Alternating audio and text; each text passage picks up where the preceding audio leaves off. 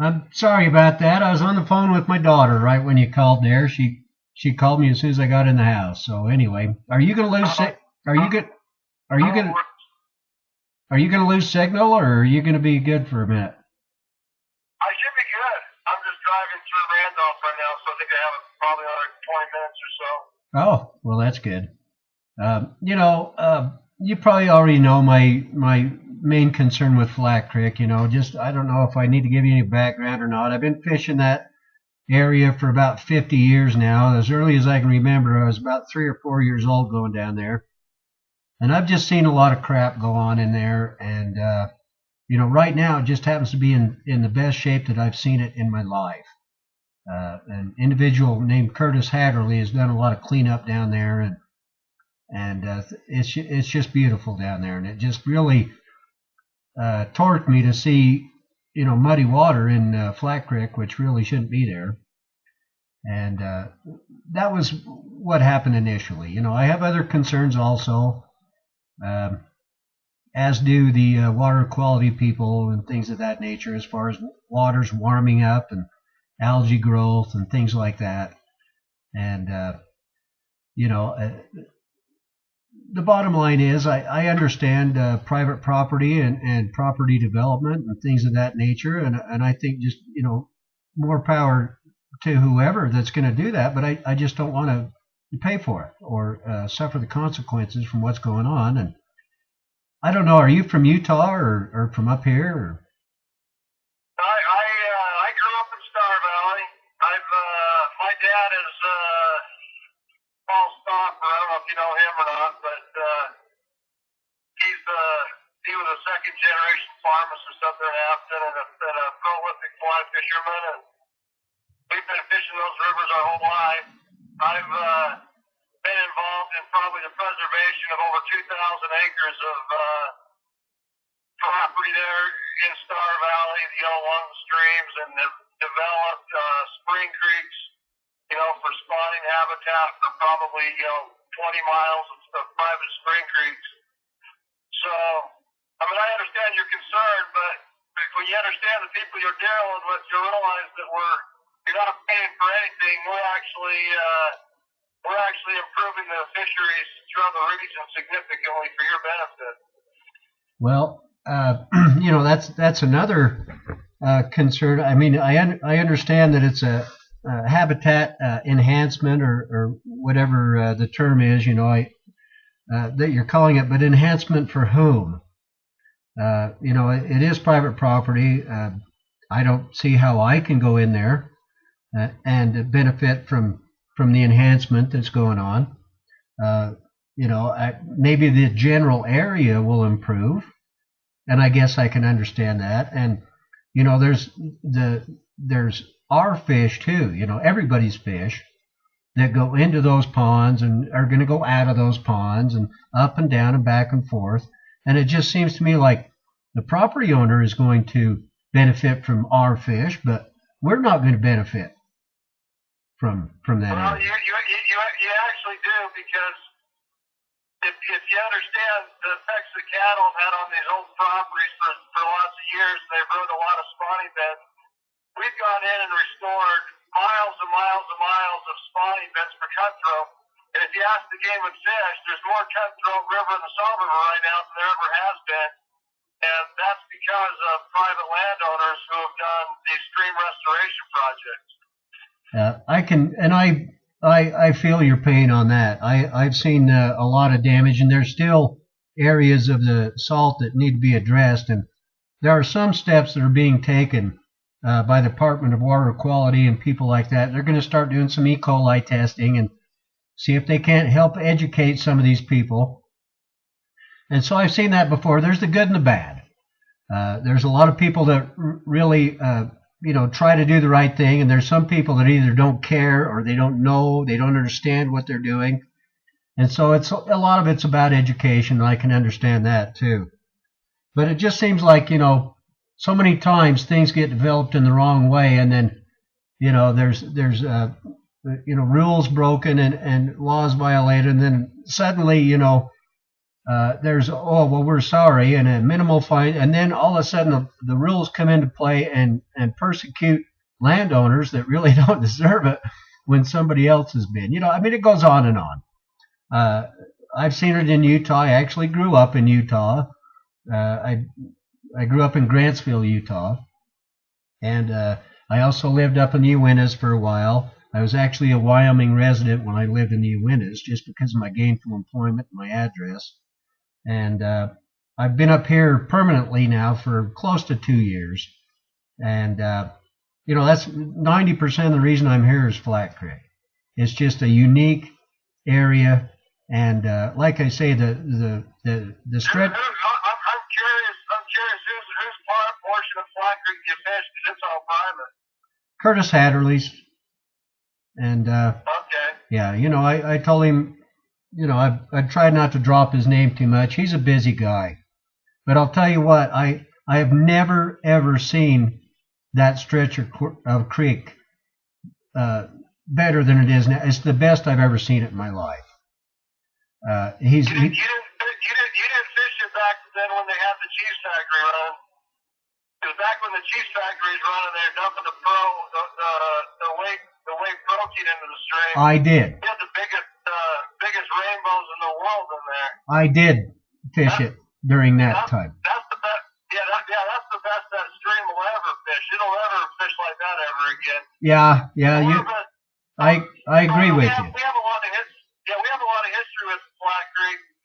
I do a lot of projects for the folks that own Orvis, and they've leased a lot of that ground. In fact, they're the ones that went in and 20 years ago did all the stream restoration work on the land Lanehardt's property. Right. And the Shermans now have the lease on that, but they learned a lot from that. I mean, the fishing definitely dropped off after the cheese factory quit dumping the whey protein in there, but they also did some things wrong when they did that stream habitat on the land. Yeah. Just to give you a point of reference so that you don't think you're dealing with a bunch of people that don't know what they're doing, we've had hydrologists, biologists from Colorado consult on this project, as well as a hydrologist out of and a wetlands expert out of Jackson Hole that's consulted on this project. We have Corps of Engineer permits, we have DEQ permits, we have approvals from the Game and Fish. So, everything, the Game and Fish consulted on the design. So, I mean, I understand your concern, but at the same time, I hope you have confidence that what we're doing is going to affect the whole region. These same people that are doing these projects have also put in hundreds of thousands of dollars in public projects on the Salt River that benefit the public that can flow through. So, people like you really benefit from these conservation type, people that come in and, they're not developing the properties. They're not like this guy is taking, a whole bunch of lots out of subdivision and preserving them for perpetuity. So, these guys are putting a lot of money into the project, into the Salt River system that really benefits the public. So, we just don't want to have people causing problems for us when we're trying to benefit them. Well, I can see that, and I've also seen the downside of it, too. It's awful hard to float the salt in areas when there's fences across and things like that with people that don't even have cattle. And I'm talking about the Salt River, whatever it is down there towards there's a new public access area down there towards the Caribou National Forest. And, it's not on the other side going through, what's their name? It used to be, they changed the public access to the other side of the river. Yeah, it used to be on Birch's property, so they moved it. Right. And, there's that big development right there that you're not allowed to go through, and you can barely float through, and they put up barriers sometimes, and so there's a downside of that. There was a downside. The fish were bigger and nicer in those years when the cheese factory's dumping shit in there, but it caused some damage too.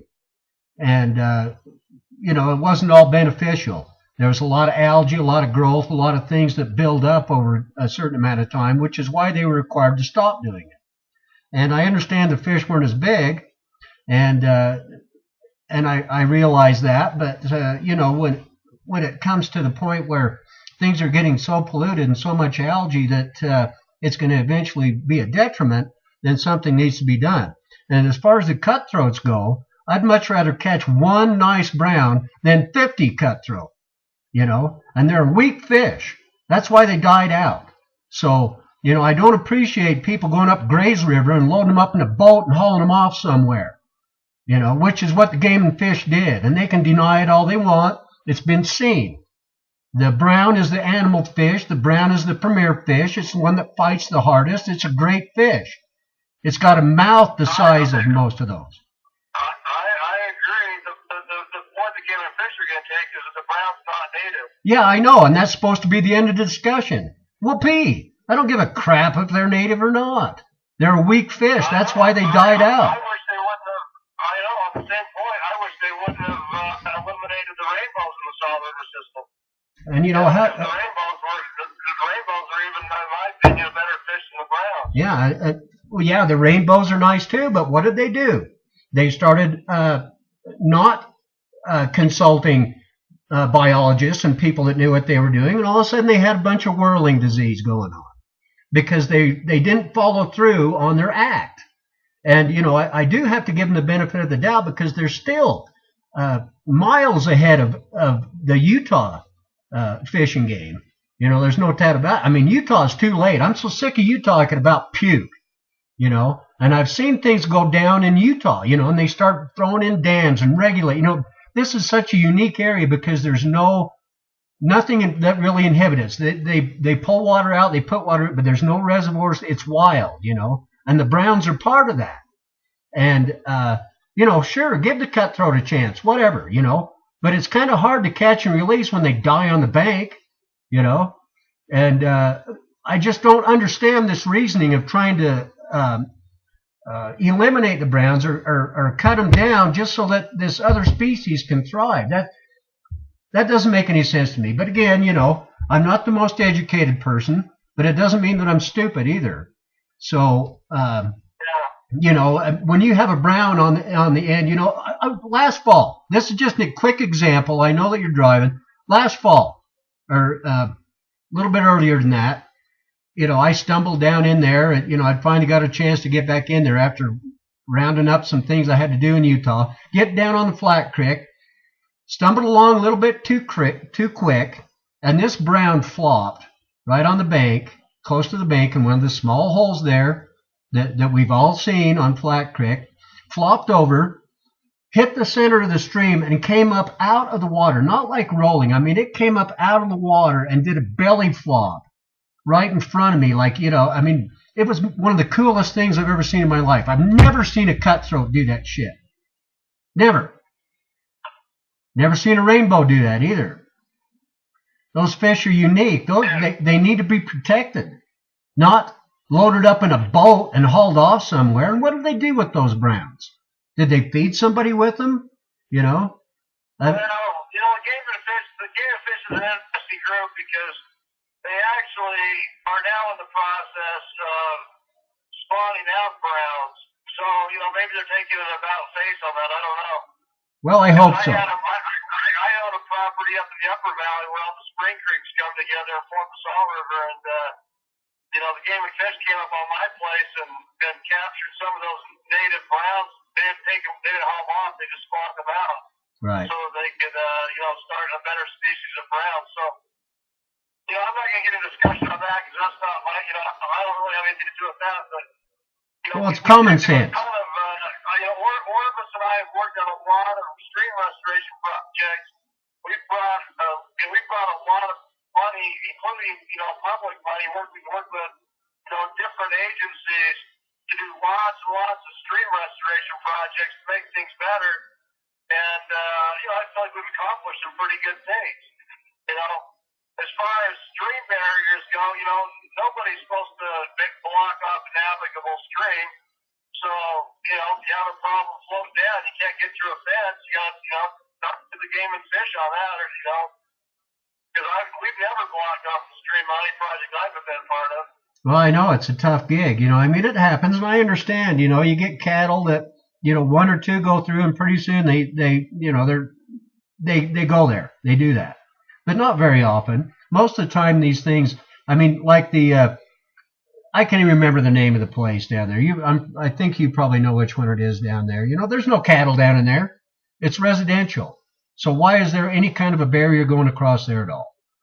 So well, it might be the neighbor next to it trying to keep his cows out of the residential. Could. Wyoming's a fence out state, and so.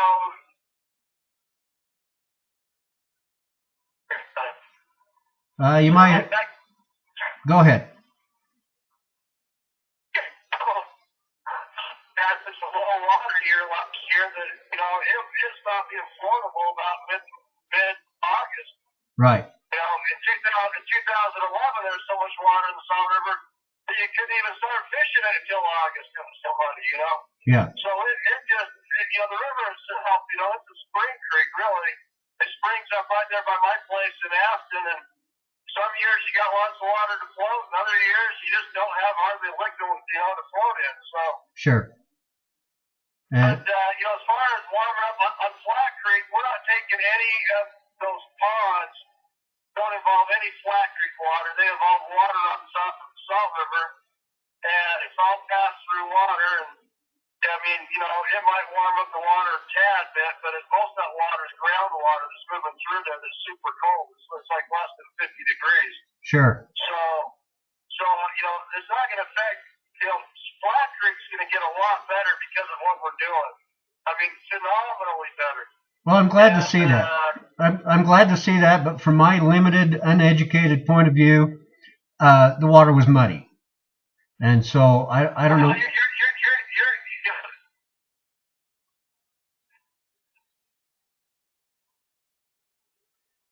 I'm sorry. You might have to call me back.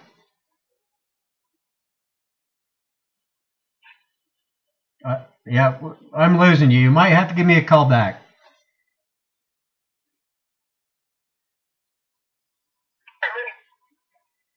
I'm sorry. I'm not catching anything that you're saying. You might have to get down the road and call me back.